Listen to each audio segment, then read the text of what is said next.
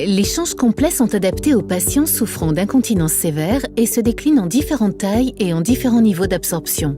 Ces protections sont recommandées pour les patients à mobilité réduite ou étant alités. La protection doit être correctement positionnée afin d'assurer confort et sécurité à l'utilisateur. Déplier la protection. Il est important de ne pas secouer la protection pour l'ouvrir. Ce geste casse l'homogénéité du tampon absorbant et rend le produit inefficace. De plus, si vous devez appliquer une crème au patient, il est important de ne pas essuyer vos mains à l'intérieur de la protection. Ceci pourrait altérer l'absorption des liquides. Donnez-lui une forme de gouttière sur toute la longueur. Cette opération est primordiale pour limiter le risque de fuite et activer les barrières. Mettez délicatement le patient sur le côté et sécurisez cette position en repliant, si possible, la jambe du dessus. Glissez la protection entre les jambes du patient de l'avant vers l'arrière, en la maintenant pliée dans le sens de la longueur. Maintenez l'extrémité du produit d'une main et glissez l'autre main entre les cuisses du patient pour attraper la protection. Ensuite, tirez-la délicatement.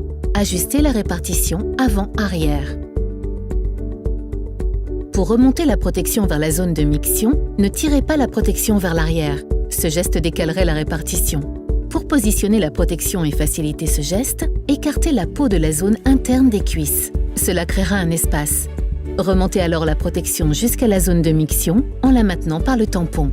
Dépliez la protection pour la mettre à plat sur les fesses du patient en dégageant bien les élastiques sous les plis fessiers. Cette étape permet d'activer les barrières anti-fuite.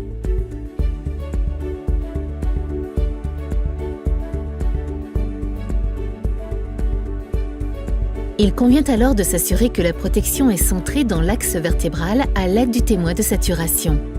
Glissez le panneau latéral entre le matelas et le patient en veillant à ne pas décaler la protection. Remettez le patient sur le dos. Vérifiez que le panneau latéral du côté opposé est bien accessible. Ajustez le change à l'avant afin que les élastiques soient correctement insérés dans les plis inguinaux sans être tendus. Un élastique tendu blesserait le patient et écraserait les barrières anti-fuite. Pour faciliter cette étape, dégagez la peau de la zone interne des cuisses vers l'extérieur du change. Plaquez la protection sans la tirer. Positionnez les attaches inférieures de manière à dégager le haut de la cuisse et permettre les changements de position.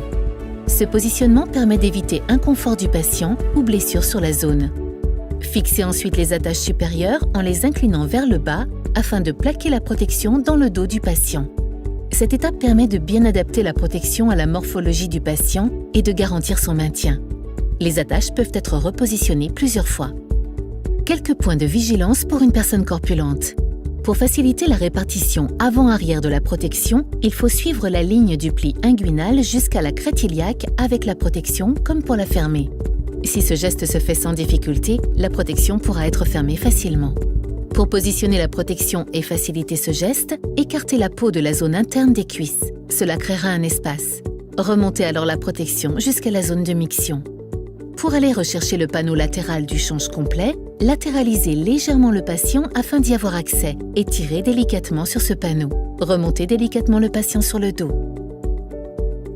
Si les attaches supérieures se trouvent sur l'abdomen, elles provoqueront l'inconfort du patient en cas de changement de position.